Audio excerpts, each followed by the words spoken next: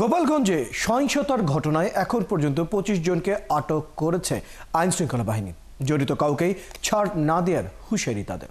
Curfew জারির পর জেলার পরিস্থিতি বেশ থমথমে। কারাগারে হামলা চালালেও ক্ষয়ক্ষতি হয়নি বলে দাবি কারা অধিদপ্তরের। এদিকে সচিবালয়ে স্বরাষ্ট্র উপদেষ্টা বলেন, ঘটনা এত বড় হতে পারে এমন কোনো গোয়েন্দা তথ্য ছিল না তাদের কাছে। আজিজুর রহমান রনিকে সঙ্গে নিয়ে বিস্তারিত জানাচ্ছেন নিবিড় সাহা।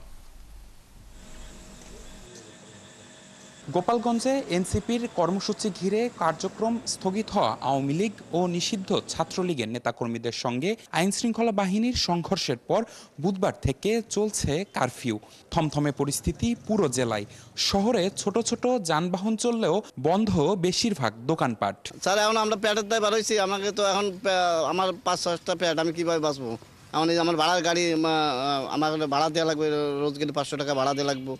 এই ভাড়া টাকা আমি কই থেকে দেবো এখন? আজকে তো কারফিউ, তো সকাল ধরে আমরা দেখতেছি খুব সুন্দর পরিবেশ, সুস্থ এবং খুব শান্তিতে মানুষ চলতেছে কারফিউর ভিতরে। আগের দিনের সংঘর্ষে সড়কে থাকা ইটপাটকেল, তোরণ, গেট, ব্যানার ফেস্টুন ও ফেলে রাখা গাছ সহ ধ্বংসস্তূপ ছিল দুপুর পর্যন্ত। তবে সকাল থেকেই কারফিউ উপেক্ষা করে ঘর থেকে বের হন কর্মজীবীরা। তো আমরা রিস্ক নিয়ে এসেছি, কোর্ট বন্ধ, আমাদের কোর্ট খুলে আমাদের আসতেই হবে। এখন এসে শুনি যে কোর্ট বন্ধ, এখন আবার আমরা রিস্ক নিয়ে ফিরে যাচ্ছি। অপ্রীতিকর পরিস্থিতি এড়াতে সারা শহর টহল দিয়েছে সেনা, নৌ, কোস্টগার্ড ও পুলিশ সহ সকল আইনশৃঙ্খলা রক্ষা বাহিনীর সদস্যরা। জেলা কারাগারে হামলার পর নিরাপত্তায় রয়েছে সেনা ও বিজিবির সদস্যরা।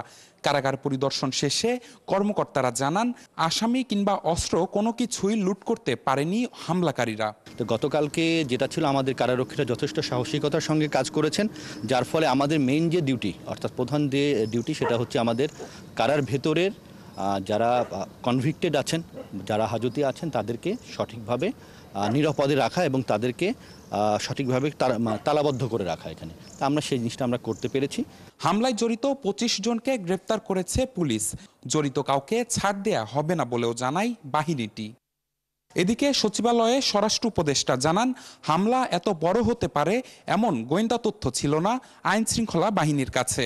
গোয়েন্দাদের তো তথ্য ছিল, বাট এত পরিমাণ যে হবে ওই তথ্যটা হয়তো ছিল না। আমরা তো নির্দেশনা দিছি ওখানে ভবিষ্যতে যেন এই ধরনের ঘটনা না ঘটে, এই জন্য সব ধরনের প্রিকশন নেওয়া হবে।